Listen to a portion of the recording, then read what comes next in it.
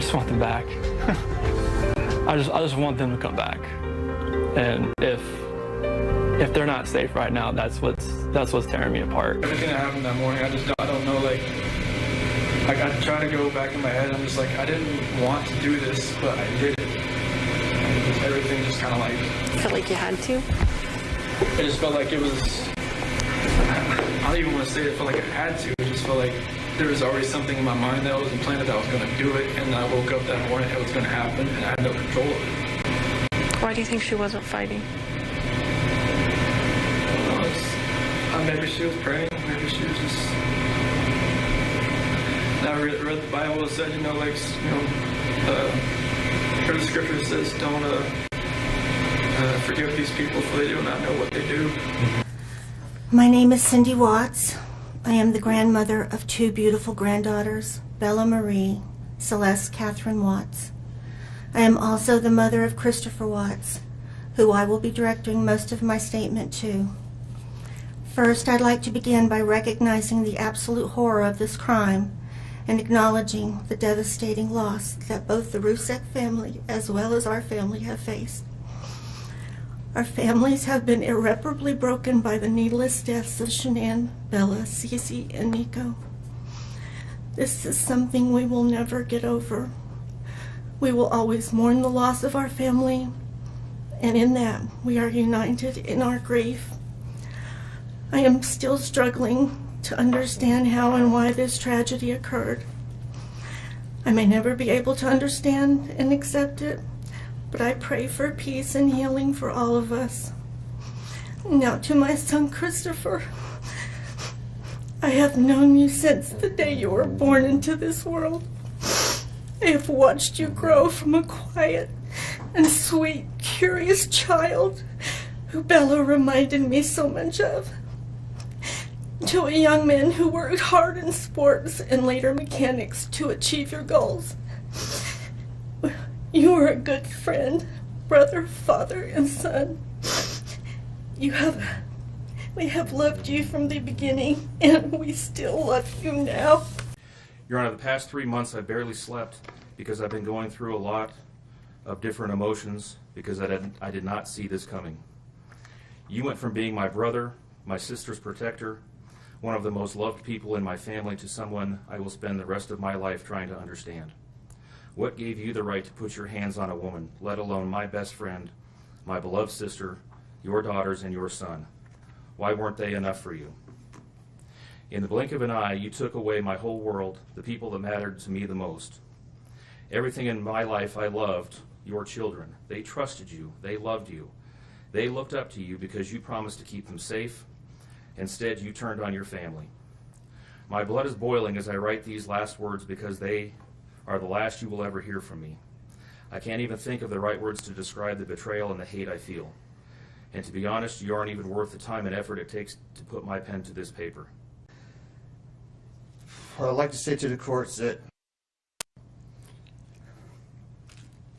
Shanann, Bella, and Nico are loving, caring people. They love life. They love being around people who love them. They always had good times. This is the first time they went to the beach this year, and they loved it. But God only knows what happened that night. Life will never be the same without Shanann, Bella, and Celeste and Nico. Had all their lives to live. They were taken by a heartless one. This is the heartless one, the evil monster, who dare you take the lives of my daughters Shanann, Bella, Celeste, and Nico. I trusted you to take care of them, not kill them. And they also trusted you. The heartless monster, and then you take them out like trash. You disgust me. They were loving and caring people. You may have taken their bodies from me, but you will never take the love they had for me. They loved us more than you will ever know, because you don't know what love is, because if you did, you would not have killed them. I seen the videotape. You buried my daughter Shanann and Nico in a shallow grave, and then you put Bella and Celeste in huge containers of crude oil. You heartless monster. You have to live with this vision every day of your life, and I hope you see that every time you close your eyes at night. Oh, I forgot. You have no heart or feelings or love. Let me tell you something. I will think of them every day of my life, and I love them every day of my life. Prison is too good for you. This is hard to say, but may God have mercy on your soul. I hope you enjoy your new life. It's nothing like the one you had out here. May the courts have no mercy on you. It's hard every day. It hurts in so many ways. I have heard people say that you're not a monster. No, you are not. You're an evil monster. Thank you. Love you, Shanann, Bella, and Nico. Love you, Pop and Dad. And one other thing. And Shanann says she is super excited for justice today. So the court has considered the arguments made by the attorneys. The court has considered the statements made by the victims in this case. The court's going to find that the plea agreement is fair and reasonable under the circumstances. I want to acknowledge the Rusick family as well as the Watts family that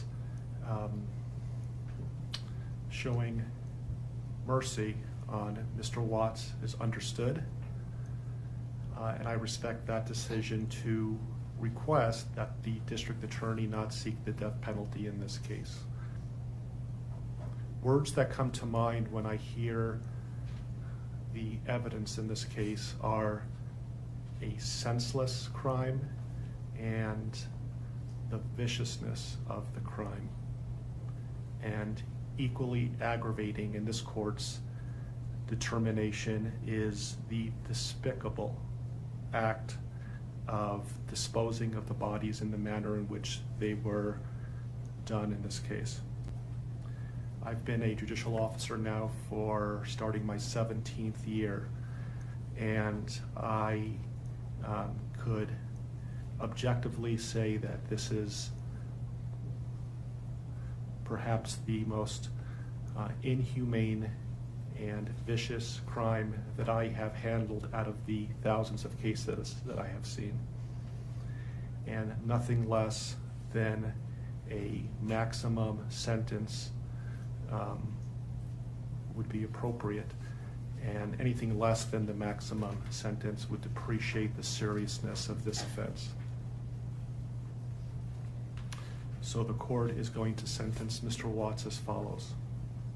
With regard to count number 1, murder in the first degree as it relates to Shanann Watts, the court is going to sentence you, sir, to a life sentence in the Colorado Department of Corrections, followed with no possibility of parole. And that is going to run consecutively to all but counts 3 and 4. With regard to count 2, as it relates to murder in the first degree with Bella, the court is going to sentence you to life in the Colorado Department of Corrections with no possibility of parole. With regard to count number 3, the court is going to sentence you as it relates to Celeste to life in the Colorado Department of Corrections with no possibility of parole. With regard to counts 4 and 5 relating to Bella and Celeste as a different theory of first-degree murder, the court is going to sentence you to life in the Colorado Department of Corrections, and legally those sentences must run concurrently as a different theory of first-degree murder. Recognizing the unlawful termination of pregnancy for the unborn child that has been named Nico, the court absolutely believes that the maximum sentence of 48 years would be appropriate to run consecutive to the other charges. with an additional mandatory parole period of 3 years as set forth by statute. With regard to count number 7, as it relates to tampering with a deceased body, as well as counts 8 and 9, each a Class 3 felony, the court is going to impose a maximum sentence of 12 years each for those counts to run consecutively to the other counts. The court is going to order that the statutory fees be paid and court costs. The court's going to grant the prosecution 91 days to file a notice of restitution, and that will be the sentence of the court. We will shortly be in recess. I would respectfully ask the parties that you remain in your seat. There is a plan by the deputies on allowing people to exit the courtroom, so please remain seated until you are authorized to leave the courtroom based on the direction of the deputies. Deputies, I would respectfully ask that you take this defendant into custody and have him serve the rest of his life in the Department of Corrections. We are in recess.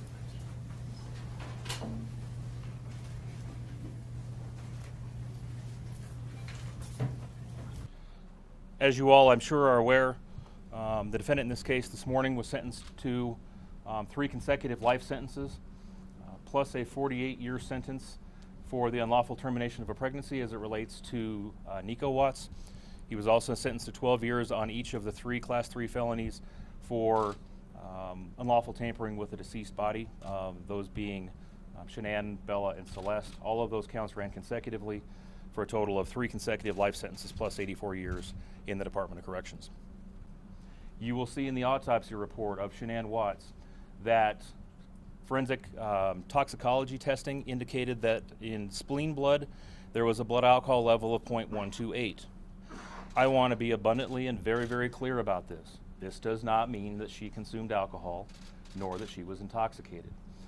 We have consulted with the Weld County Coroner's Office. We have conducted with the forensic experts at the Colorado Bureau of Investigation.